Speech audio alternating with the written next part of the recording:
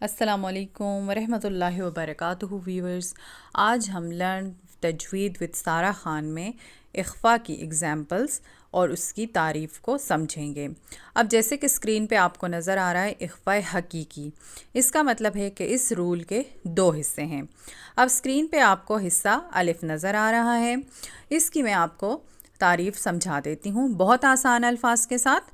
یعنی نون ساکن، ٹھیک ہے، اگر نون کے اوپر وہ جو آپ کو چھوٹا سا نشان نظر آ رہا ہے اس کو کہتے ہیں ساکن. تو نون ساکن یا تنوین. اب تنوین عربک میں 2 زبر 2 زیر اور 2 پیش، ان تینوں سائنس کو تنوین کہتے ہیں. تو ان کے بعد اگر حروف حلقی یعنی ہا، خا، عین، غائن، ہا اور حمزہ میں سے کوئی حرف نہ آئے، ٹھیک ہے، کوئی حرف نہ آئے تو وہاں پر اخفا کیا جاتا ہے. اب ذہن میں سوال اٹھتا ہے کہ اخفا کا مطلب کیا ہے؟ تو اخفا کا مطلب ہے آواز کو چھپانا. اخفا میں آواز منہ میں چھپائی جاتی ہے.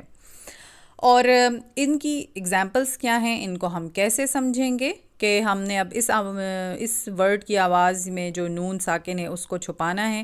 تو ابھی میں نے آپ کو یہاں پہ دکھائی ہیں مثالیں. مثالوں میں دیکھتے ہیں کہ نون ساکن کے ساتھ اخفا کی مثالیں کیا ہیں اور تنوین کے ساتھ اخفا کی مثالیں کیا ہیں. اب یہ ہیں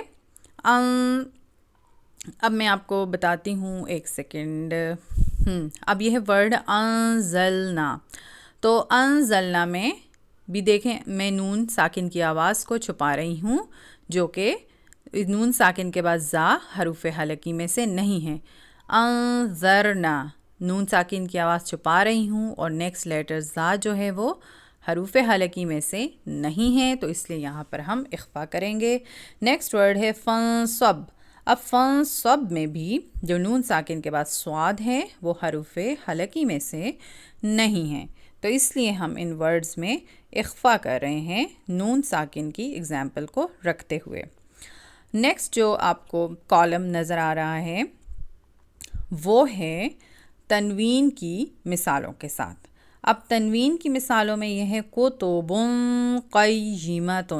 اب یہ بون میں جو با کے اوپر ڈبل تنوین ہے، اس کو ہم اس کے بعد قاف وہ حروف حلقی میں سے نہیں ہے، تو یہ ہے کتب، یعنی بن کی آواز ہم نے ہائٹ کی. اور اس کے بعد رسول کریم، لن کی آواز کو کلیئر نہیں پڑھنا، اور لام کے نیچے جو تنوین ہے اس کے بعد کاف حروف حلقی میں سے نہیں ہے. نیکسٹ ورڈ ہے بدم کذب. تو میم کے بعد جو تنوین ہے کے نیچے جو تنوین ہے اس کے بعد کاف جو ہے وہ حروف حلقی میں سے نہیں ہے. تو اس لیے ان ورڈز میں ہم کیا کر رہے ہیں، ہم نون ساکن اور تنوین کی جو ان کی جو آوازیں ہیں ان کو چھپا رہے ہیں. ویورز، اب جو آپ کو یہ 2 آیات نظر آ رہی ہیں ان میں بھی یہ جو اورنج ورڈز ہیں اس میں یہ اخفاء حقیقی کی ایگزامپلز ہیں. یعنی یا ایہا الانسان، یعنی انسانوں میں ہم نون ساکن کی آواز کو انسان نہیں پڑھ رہے ہیں، ٹھیک ہے. اس کے بعد ہے قدحن فملاقیہ اور وینقلب. جزاک اللہ.